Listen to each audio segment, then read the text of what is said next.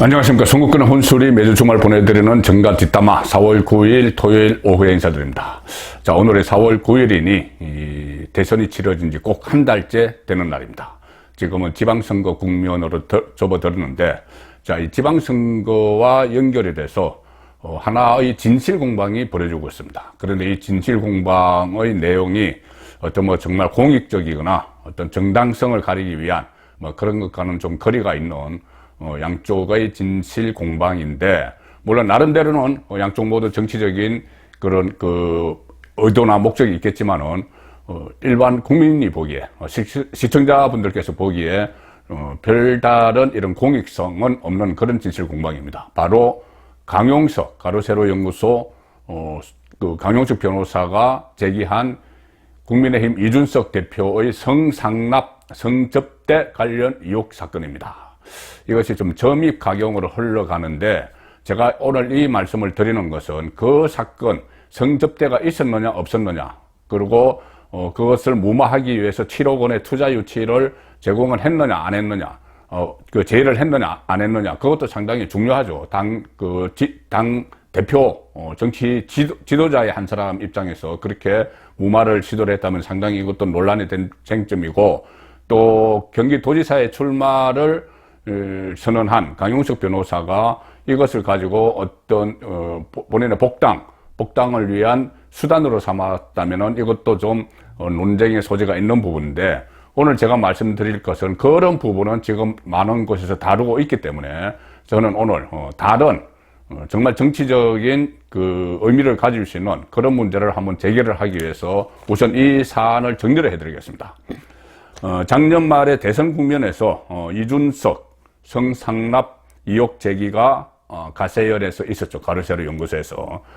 그때 이준석은 저와 관계가 없는 사기 사건에 대한 피의자의 진술을 바탕으로 저를 공격하는 것이다, 이렇게 이야기를 하면서 어물쩍 넘어가려고 했고, 사실 넘어갔습니다. 성접대가 있었느냐 없었느냐 그 부분에 대해서 이준석은 한마디도 하지 않았죠. 어쨌든 그렇게 대선 국면에서 넘어갔는데, 대선이 끝나고 지방선거가 시작되면서 이 문제가 다시 점화가 됐습니다. 자, 왜 그러냐면은 강용석 변호사가 경기도지사 선거에 출마하기 위해서는 국민의힘의 복당이 필요하죠. 국민의힘에서는 제명이 된 상황입니다. 12년 전에 아나운서 희롱성 발언을 해서 논란이 일어나서 국민의힘 그때 당명은 다른 당이었지만은 거기서 제명이 됐죠. 자, 그래서 복당을 해야지 이 경기도지사 선거 공천에 도전을 할 수가 있는데, 복당을 하려고 하니 문제는 지금 대표가 이준석이라는 겁니다. 이준석. 작년 연말에 대선 국면에서 이준석 성희롱 의혹을 제기를 한 사람이 강용석인데, 강용석이 국민의힘에 복당하려고 하니 이준석이 또 대표로 앉아 있는 것이죠. 자, 그래서 이것을 이준석을 압박을 하기 위해서인지 며칠 전에 강용석이 이준석 대표가 측근인 김철민 이 대표 정무실장 김철민을 통해서 제보자인 이 사건의 성접대 제보자인 장모 씨 쪽에 이것이 가로세로 연구소에서 주장하는 것이 허위라는 사실 확인서를 만들어 주면은 우리가 그쪽에 7억 원을 투자 유치를 해주겠다, 이런 조건으로 사건은 무마를 시도했다. 자, 강용석 변호사 쪽에 가로세로 연구소에서 그런 내용을 방송을 했죠. 자, 이준석은 여기에 대해서도 며칠 동안 침묵을 지켰습니다. 침묵을 지키다가 오늘 SNS를 통해서 해명을 했는데, 이것도 어떻게 보면은 본질과는 별로 연관이 없는 그런 해명을 했습니다. 뭐라고 했냐면은 이준석은 가세연의 의혹 제기를 정면 반박하는 의견서와 그것을 뒷받침하는 자료를 수사기관에 제출을 했다, 이렇게 반박을 하면서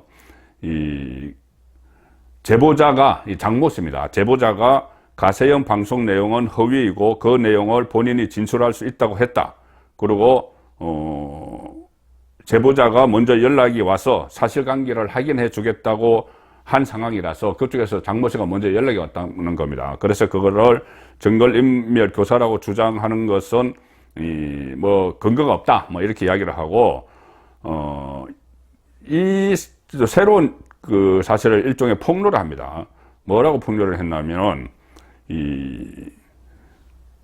일단 지난해 12월에 제기한 성접대 의혹은 허위 사실이다. 이렇게 이제 다시 입장을 밝히고 나서 강 변호사가 직접 전화를 걸어와서 이 복당 심사를 하기 전에, 며칠 전에 직접 전화를 걸어와서 나를 복당을 시켜주면은 영상을 내리겠다는 제안을 했다.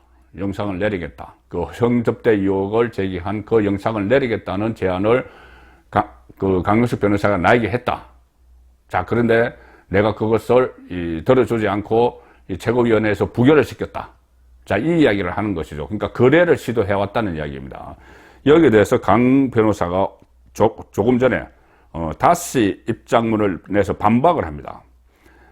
제가 이준석에게 복당을 시켜주면 영상을 내리고 또 고소고발을 취하하겠다는 그런 제안도 했다고 이야기를 했습니다. 이준석이. 고소고발을 취하하겠다는 제안을 했다는 것은 사실이 아니다. 강용석도 이렇게 반박을 합니다. 오히려 이준석 쪽에서 먼저 그런 제안을 했다. 내가 복당을 시켜줄 테니 그러면은 이 고소고발도 취하를 하고 영상도 내려달라. 먼저 제안을 했다. 이준석이 먼저 제안을 했고 한 것이지 거기서 강용석이 먼저 제안을 한 것이 아니다. 뭐 그리고 이 서로가 같은 이 통화 내용을 가지고 서로 다른 말을 지금 막 하고 있는 이 상황인데, 제가 미리 말씀드렸다시피 이것을 가지고 제가 진실 공방을 진실 게임에 끼어들 그런 생각은 없습니다. 자, 이 본질은 일단 이준석 그 당 대표니까 이준석을 놓고 보면은 이준석의 도덕성, 윤리 문제, 뭐 성접대를 받고 이런 문제는 그 시청자분들께서 다 판단을 하실 겁니다. 다 판단하실 거고, 제가 오늘 지금 말씀드리고자 하는 것은 이겁니다. 이번 논쟁, 이런 논쟁의 이면에 있는 이준석. 자, 이준석은 뭐 자연인이라면은 이렇게 저도 그렇고 뭐 방송이나 언론에서 다룰 필요가 없겠죠. 지금 곧 한 달 후면은 집권당의 대표가 될 사람입니다. 지금 제1야당의 대표입니다. 대선 과정에서도 여러 가지 논란을 일으켰고, 대선이 끝나고 나서도 뭐 전국 장애인 그 연대와 또 논쟁을 일으켰고, 여러 가지 논쟁을 일으키면서 정치 한복판에 있습니다. 윤석열 정부가 탄생을 하면 집권 여당 대표가 됩니다. 지금 당장은 수순대로 가면 그렇습니다. 지금 좀 위험해졌지만은. 자, 그런 이준석의 정치인 자질, 정치 지도자 자질, 이것이 자질에 미달한다. 이 말씀을 제가 드리기 위해서 이 이면에 있는 내용을 하나 좀 소개를 드리고자 합니다. 이것이 이준석에게는 어떻게 보면 치명적인 결함이 될 수도 있습니다. 자, 일단 결론부터 말씀드리면은, 자, 이준석은 박근혜 전 대통령이 되기 전에 비대위원장 시절에 발탁을 한 인물입니다. 비대위원으로 발탁을 했죠. 나중에 혁신위원장 같은 것도 막 시켰습니다. 그 발탁을 하는 과정에서 유승민이 개입을 했을 겁니다. 유승민은 이준석의 아버지와 친구죠. 고등학교 동기동창입니다. 그리고 이준석이 유승민 국회의원실에서 인턴을 했기 때문에 그때는 유승민이 이 원조 친박, 박근혜 전 대통령의 비서실장까지 지내는 사이였기 때문에 아마 유승민의 추천에 의해서, 뭐 그거 별로 중요하진 않지만 누구 추천에 의해서인지, 어쨌든 이 박근혜의 비대위원으로 젊은 나이에 28인가 뭐 7인가 그때 이 박근혜 키저로 이렇게 이 정치권에 깜짝 등장을 한 인물이죠. 자, 그런데 나중에 박근혜 정권이 들어서고 나서 그 박근혜 키저로 들어갔기 때문에 혁신위원장 나중에 하고 했기 때문에 박근혜 정권 초기에 호가호위를 하는 흔적이 지금 나온 겁니다. 호가호위. 이 성접대를 받았다는 것은 뭔가 어떤 다른 로비나 이런 것이 있었겠죠. 잠시 후에 말씀드리고, 어쨌든 박근혜 정권 초기에 호가호위를 했는데, 자, 박근혜 정부의 중반에 정권 자체에 부담을 줄 수 있는 몇 가지 논란을 불러일으킵니다. 잘 알려지지 않았던 이야기들인데 저는 몇 차례 소개해드린 적이 있습니다. 그때 이준석 논란 때. 가령 예를 들어서 정윤회 문건 파동이 있었죠. 정윤회 문건 파동이 정윤회가 뭐 비선으로 뭐 인사에 개입한다는 이런 문건 파동이 만약에 그때 확실히 정리가 됐으면은 그 다음에 정윤회의 전 부인인 최순실 사태까지 안 갔을 수가 있는데 그것이 제대로 정리가 안 됐기 때문에 거기서 분열이 나기 시작해서 최순실 사태로 이어졌고 그 다음에 박근혜 정권이 무너지는 그런 결과가 나왔죠. 그런데 이 정윤회 문건 파동 때 이준석이 그때 뭐 방송을 하고 이렇게 다니면서 박근혜 키즈 뭐 그때도 그렇게 불렸는데 당시 청와대에 있던 소위 말하는 그 십상시라고 그때 논란이 있었죠. 청와대에서 호가호위하는 그 행정관급들 그들과 이준석이 자주 어울렸습니다. 어울려서 술도 마시고 했는데 술을 먹다가 한번 이런 이야기가 나왔다고 합니다. 뭐냐면은 정윤회 문건 파동 이 배후에 정치적인 노림수가 있는데 그것을 이렇게 정윤회를 치려고 했던 사람이 정윤회 그러니까 비선 라인 쪽을 손보려고 했던 사람이 당시 김무성, 유승민 의원이다. 이런 이야기를 십상시들과 술자리에서 했다는 이야기입니다. 십상시들 중에 한 명으로부터 그 이야기를 들었다는 이야기입니다. 그때 당시 청와대 행정관 이 엄모 씨라고 했는데 그 행정관에게 들었다. 이 정윤회 문건 파동 배후에 유승민, 김무성이 있다는 이야기를 들었다. 이것을 이준석이 술자리에서 들었다고 하면서 김무성, 이준석의 유승민에게 가서 일러 바칩니다. 아, 제가 어제 그 청와대 그 행정관, 젊은 행정관들과 술을 먹었는데 이번 정윤회 문건 파문에 김무성, 유승민 두 분이 있다고 합디다. 자, 그런데 그 이야기를 했다는 엄모 행정관은 부인을 했습니다. 나중에 나는 그런 말 한 적 없다. 자, 그렇게 부인을 했는데 이준석은 들었다. 이렇게 해서 일러 바쳤고 그래서 기억을 하실 겁니다. 김무성 의원이 국회 본회의장에 KY 라인 하는 수첩을 들고 나서 이렇게 공개를 했죠. 그 뒤에 카메라 기자들이 다 볼 수 있도록 이렇게 들었습니다. KY 라인이 배후 뭐 이렇게 해가지고 그래서 간접적으로 문제를 제기하는 것이죠.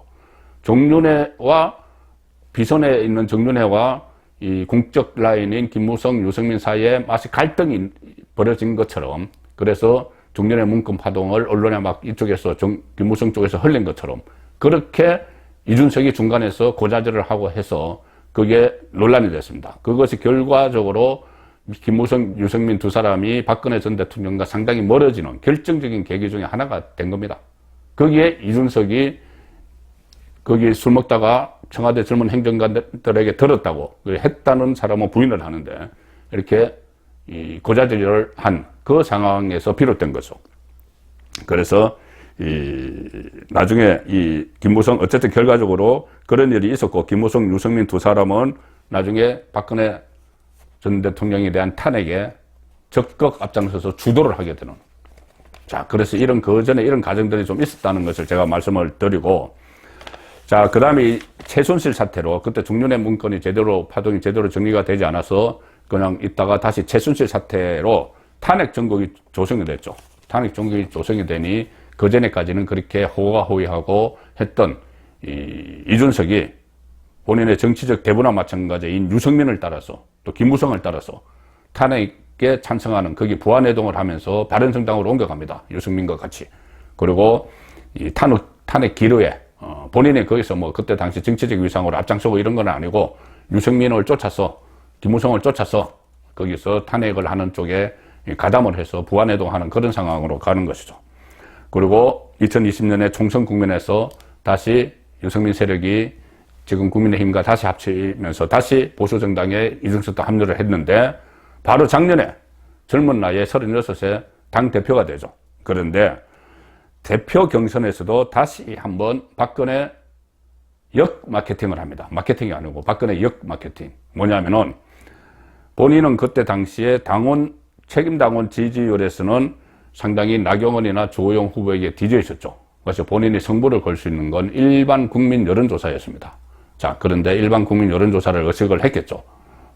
지금 수도권을 중심으로 박근혜 전 대통령 탄핵에 대해서는 이 찬성 기로가 그때까지도 좀 남아 있었기 때문에 그것을 역이용하면서 이 박근혜 탄핵이 불가피했다. 이런 이야기를 계속합니다. 본인이 박근혜 탄핵에 이 부안해동한 그 경력을 자랑스럽게 막 내세웁니다. 그리고 지금 상황이 돼도 다시 탄핵을 할 거다. 뭐 이런 식으로 이야기를 해서 박근혜 역마케팅을 벌이죠. 어쨌든 그런 이 선거운동을 통해서 당권을 잡아서 당대표가 됐습니다. 그 이후에 뭐 많은 논란을 일으킨 건 다 아실 겁니다. 대선 국면에서도 뭐 2번이나 막 잠적을 하고 가초를 하고 막 그런 논란을 벌였는데 자, 결국, 최순실 사태로 결국 탄핵될 때는 본인이 보안해동을 했고, 이준석이. 그 전에 정윤회 문건 파동 때는 이 박근혜 대통령의 참모들과 김무성, 유승민 사이에 또 이간질을 시키는 그런 일이 있었다는 것을 말씀드린 거고, 자, 여기서 지금 중요한 포인트를 짚을 수가 있습니다. 뭐냐면은, 박근혜 탄핵이 왜 일어났습니까? 박근혜 정권 탄핵이 왜 일어났느냐? 일단은 두 가지죠. 하나는 공적 라인에서, 제대로 보좌를 하지 못하고, 했기 때문입니다. 다른 김기춘 비서실장이나 우병우 그때 민정수석이나 뭐 안종범 경제수석 이런 사람들이 나중에 이 제대로 대응을 못하는 그런 일들이 많이 드러났죠. 뭐 그 명절 때 뭐 선물을 뭐 뇌물을 받았다든가 이런 것도 상당히 드러나서 뭐 구속도 되고 막 했는데, 그 다음에 무슨 뭐 블랙리스트 뭐 조윤선 이런 거 공적 라인도 있었는데, 비선 라인이 결정적으로 탄핵의 빌미를 제공했죠. 바로 최순실. 그런 사람들입니다. 최순실, 또 그 앞에는 정윤회, 이 비선 라인이 이렇게 탄핵의 빌미를 제공했는데, 자, 그렇다면은 이준석도 그때 공적 라인에 있지 않고 이 상황이라면은 이 호가 호의를 한 일종의 큰 틀에서 보면은 탄핵에 책임이 있는 자죠. 탄핵에 책임이 있는 사람인데, 지금은 탄핵에 앞장을 선, 탄핵이 되기까지 책임이 있는 사람인데 탄핵에 앞장선 사람들의 쫓아가서 보안해동한 그런 결과가 됐다는 겁니다. 박근혜 정권 초기에 호가호의 한 흔적 중에 하나가 지금 대전에 가서 성접대를 받고 금품을 받은 유혹입니다. 유혹인데 여기에 대해서 지금 이준석이 그 자체, 팩트 자체에는 내가 성접대 안 받았다는 이야기도 하지 않고 금품을 안 받았다는 이야기도 하지 않기 때문에 팩트 자체는 지금 사실에 가까운 쪽으로 지금 가고 있습니다. 거기에 대해서 이준석이 이야기를 안 하고 있기 때문에 다른 격까지만 계속 해명을 지금 하고 있는 겁니다. 왜 재판 기록 가지고, 남의 재판 기록 가지고 이것을 의문을 제기를 하느냐, 또는 뭐 강용석이 전화를 해와서 뭐 거래를 시도했다 이런 식으로 성접대를 받았느냐 안 받았느냐, 뇌물을 받았느냐 안 받았느냐, 그 부분에 대해서 말이 없는 거죠. 자, 그래서 상황을 다시 간단히 정리해드리면 이런 겁니다. 가로세로 연구소가 2021년 12월 27일에 이준석이 2013년에 대전에서 2차례 성상납을 받았다. 그런데 그 근거는 어떤 김모 씨라는 사람의 김모 씨라는 사람 피해자인데, 그 사람의 진술 기록입니다. 아이카이스트 김성진 대표, 그리고 장모라는 인물로부터 피해를 당한 김모 씨 등의 대전지검 증거 기록, 대전지법 증거 서류, 또 제보자를 인용해서 강용식 변호사가 문제를 제기를 했죠. 지금 그 당시 방송에서 이 김성진 아이카이스트 대표와 장모 씨, 지금 이번에 뭐 7억 원을 투자 유치를 해주고 각서를 썼다는 뭐 그 장모 씨입니다. 뭐 새벽에 이 김철민 정무실장이 대전까지 달려갔다는 이준석에게 전화를 받고, 그 두 사람은 의전 담당 이렇게 표현이 되어 있는데, 이 두 사람은 대전 지역에서 큰 규모의 유흥업소를 운영을 하는 사람입니다. 자, 그런데 일단 이런 제보자와 이 검찰 법원의 기록, 그리고 가로세로 연구소의 이 방송 내용에 따르면은 2013년 7월 11일 그리고 2013년 8월 15일, 8월 15일은 강복절입니다. 그때 대전의 유성에 있는 리베라 호텔 지하 1층에 있는 룸사롱 주피터, 이 구체적인 장소까지 나오죠. 주피터에서 성접대를 2차례 받았다. 그리고 대전지검 수사 자료에 보면은 이 2014년 8월 15일에 김성진이, 아이카이스트 대표 김성진이 주피터에서 새누리당 이준석 위원, 비대위원을 이야기하겠죠. 성접대 위해 130만 원 결제, 이런 수사 자료가 나왔다는 겁니다. 그리고 2017년 7월 11일 거는 지금 불확실하고, 그래서 가로세로 연구소는 또 이런 보도도 합니다. 8월 13일에 이준석이 대표로 있는 배움을 나누는 사람들, 여기에 900만 원 상당의 화장품 선물을 했다. 자, 여기에 보면 또 가세연이 공개한 김성준 대표가 주변에 보낸 메시지를 보면 이런 메시지가 나옵니다. 여기서 상당히 중요한 포인트가 나옵니다. 뭐냐면은 김성준이 주변에 보낸 메시지인데 이렇게 되어 있습니다. 우리 식구분들이, 보통 이 어떤 조직폭력배 같은 데서 식구 이렇게 사용하는데 뭐 그 개념인지는 모르겠습니다. 우리 식구분들이 워낙 잘해 주셔서 이준석에게 이준석 위원이 요즘에 대전에 자주 오고 싶어 하는 중 이럽니다. 이준석이 본인들 주장에 의하면 성접대를 해주고 하니 대전에 자주 오고 싶어 한다. 카이스트가 대전에 있죠. 요즘 대전에 자주 오고 싶어 하는 중 이러면서 대전 인근에 있습니다. VIP 대통령도 끌고 내려오게끔 하는 일은 타이밍의 문제에 불과해졌다. 자, 김성준이 성접대를 했다는 김성준이 자기 식구들에게 하는 이야기입니다. VIP 대통령도 끌고 내려오게끔 하는 일은 타이밍의 문제에 불과해졌다. 자, 이준석에게 이렇게 접대를 하고 잘해주는 이유가 VIP 대통령을 대전으로 끌고 내려오게끔, 그러니까 카이스트로 끌고 내려오게끔 하는 목적이 있었다는 이야기죠. 이 일이 이제 타이밍의 문제에 불과해졌다. 가능해졌다는 이야기입니다. 가능해졌다. 자, 그런데 실제로 당시 VIP 대통령은 박근혜 대통령입니다. 자, 박근혜 대통령이 2013년 2월 25일에 취임을 합니다. 그 8월 15일이면은 정권 초기죠. 정권 초기에 한창 이 위세가 정권 전체에 위세가 굉장히 있을 텐데 8월 15일에 성접대를 받았다 주장을 한 3개월 후에 11월 29일에 박근혜 대통령이 실제로 카이스트를 방문을 해서 카이스트 안에 있는 이 벤처기업이죠. 아이카이스트, 김성진이 대표로 있는 아이카이스트를 방문해서 스마트 스쿨 시스템을 체험을 합니다. 스마트 스쿨 시스템, 직접 체험을 합니다. 그러니 김성진이 이야기한 VIP 대통령도 끌고 내려오게끔 하는 일은 타이밍의 문제에 불과해졌다. 성접대 하고 나서 그런 의혹입니다. 아직은. 어쨌든 성접대 의혹이 있었다는 날 3개월 후에 박근혜 전 대통령이 실제로 그 업체를 방문을 하게 되는 결과가 나온 겁니다. 그때 이 아이카이스트에 대해서는 대표적인 창조경제 기업 이런 막 수식어가 막 붙었죠. 창조경제 박근혜 전 대통령이 주창을 했던 그 용어입니다. 일단 이준석은 이렇게 이야기합니다. 이 부분에 대해서 자기 자신, 그 이준석 본인이 박근혜 대통령이나 주변 인물들에게 아이카이스트라고 하는 회사에 대해서 어떤 제안도 한 적 없다. 내가 주선하지 않았다 이 이야기죠. 박근혜 전 대통령 카드로 주선하지 않았다는 이야기고, 또 김성진이 내 주변에, 이준석 주변에 어떤 얘기했는지도 전혀 아는 바가 없다. 나는 모르는 일이다. 뭐 자기들끼리 뭐 알아서 어떻게 했는지 모르겠지만 이렇게 다 물러나는 거죠. 자, 뒤로 빠지는데 사실 김성기는 그전에도 친박 쪽에 박근혜 전 대통령 주변에 막 로비를 해서 문제가 된 적이 있습니다. 홍문종 의원 같은 경우에 수천만 원 뇌물을 받아서 김성진에게 3천만 원 뇌물을 받아서 검찰 수사를 받았죠. 그리고 정윤회, 최순실 전 남편 정윤회 친동생이 그 김성진이 있는 회사의 부사장으로 김성진이 영입을 하는, 그래서 여러 친박 쪽에 박근혜 주변에 로비를 했는데 뭐 그중에 어떤 쪽을 통해서 이 박근혜 전 대통령을 실제로 아이카이스트로 오도록 했는지는 드러나진 않았습니다.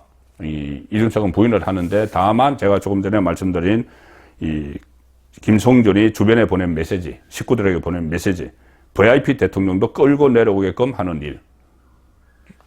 이준석이 자주 대전에 오고 싶어 한다.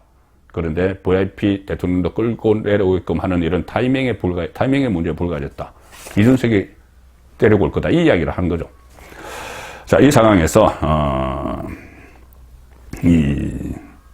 박근혜 전 대통령이 주변 관리에 실패를 해서 대통령직을 중간에 내려놓고 했는데, 이 이야기들이 사실이라면은 이준석은 어린 나이에 호가호위를 하면서 정권 초반에 성접대를 받고 금품을 출세하고 이 권력을 마음껏 누렸다. 그렇게 볼 수가 있는 것이죠. 그래 놓고 그렇게 되면 박근혜 정권 실패의 한 원인을 제공하는 인물인데, 정치적 이해 타산에 따라서 박근혜 전 대통령 탄핵에 참여를 했고, 그런 경력을 또 막 활용을 해서 본인의 이미지를 굳히면서 당 대표까지 오른, 그렇게 이 수순을 밟아왔다. 이렇게 볼 수가 있는 겁니다. 지금 민주당 원내대변인도 성상납, 성접대 문제에 대해서 논평을 내면서 입장 표명을 요구를 하고 있기 때문에 이 문제가 6일 지방선거에서 최대의 악재로, 윤석열 정부 출범한 윤석열 정부에게 최대의 악재로 작용할 가능성이 있습니다.